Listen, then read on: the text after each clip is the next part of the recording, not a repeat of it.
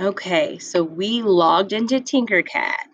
Then we went up to the top to learn, and then we went to projects, see more projects to find this key ring.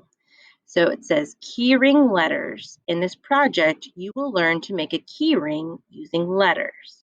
Click on next. Time to get creative. Design one for your friends or yourself. So here's the instructions. Start by dragging the letters to the red base. So this has the name Katie, but I want you to have your name. So it says to make the positions easier, we're going to change the snap grid, which is right here, and we're going to change that to 0.25. That makes it a little bit closer so we can see it a little bit better. After placing a letter, the arrow keys on the keyboard will let you nudge in any direction. So one thing I want to tell you is you might have more than one letter in your name. Like my name is Jennifer. I have 2 N's in my name. So because I have 2 of them, I need to make a copy of the N. So I'm going to click on the N, and right here, this is called the duplicate and repeat. And what that does is it makes a copy. So I'm going to make a copy of that N, and I'm going to use my up and down arrows just to move it so that I can see both of them. So I have J, E, N, N, I, F. Oh, I have 2 E's. So I'm going to click on the E. I'm going to duplicate it, and I'm going to move it up so then that way it's on its own little area.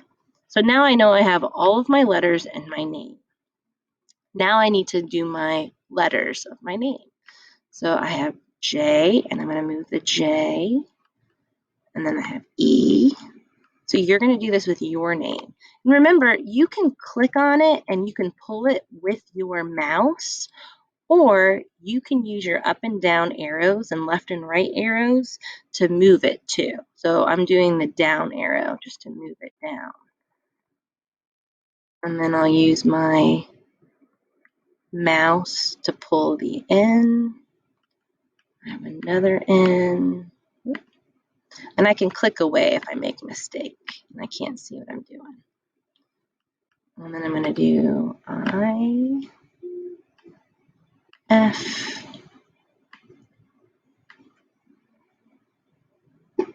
E. And it is okay if this takes you a while to do. This is something new that you're doing, so you're not going to be perfect and it's not going to look amazing the first time you do it. You can even see my E is not where it should be.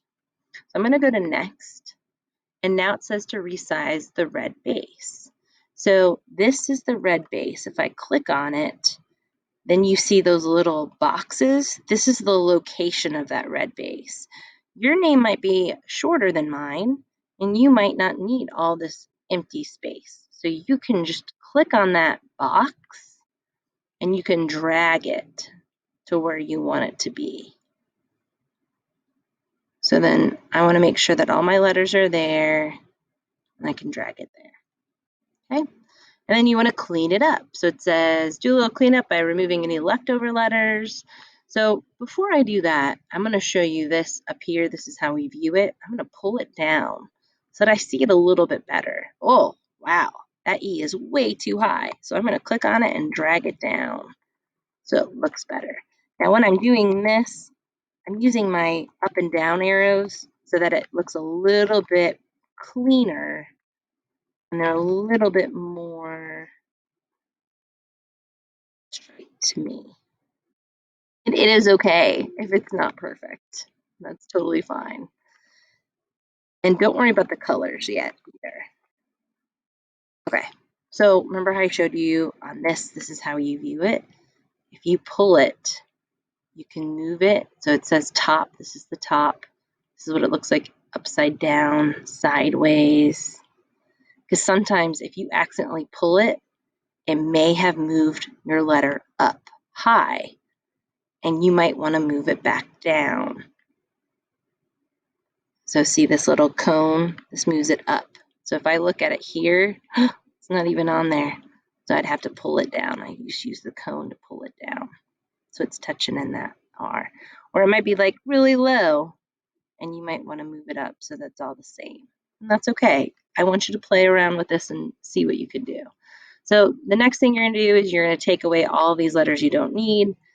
You can highlight it and just press delete, or you can click on the trash can up here and that will delete those because we don't need these extra letters.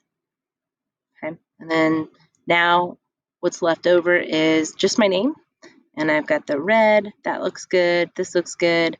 So now I need to group them, and grouping means that they're all one piece because all those letters are one piece right now, but I need to have all of this together. So I'm going to select them all.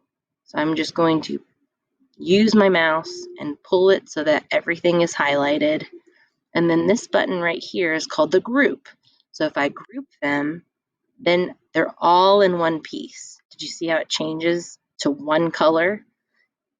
It doesn't matter what color they are. You can click on it and you can pick the color, but really, I can't print all of these colors because we only have certain colors here at school.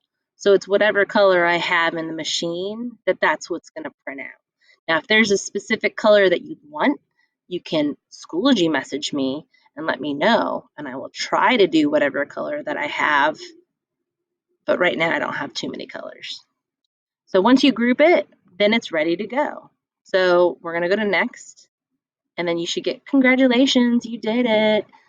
Now, to send it to me to print, you're going to have to do a couple extra steps. So you're going to click up here where it says export. Then you're going to click over here that says 3D print. And then we're going to go to Polar Cloud. Continue to Polar Cloud. And we should have set this up before. If you don't have this set up, go to your Schoology. I've got that code that you can put in and how to do that. So we're going to click on Share, Add to a Group, and then find your group. So I've got 5th grade, I've got 6th grade. You would check it and then click on Share. Once it's here, then I can print it.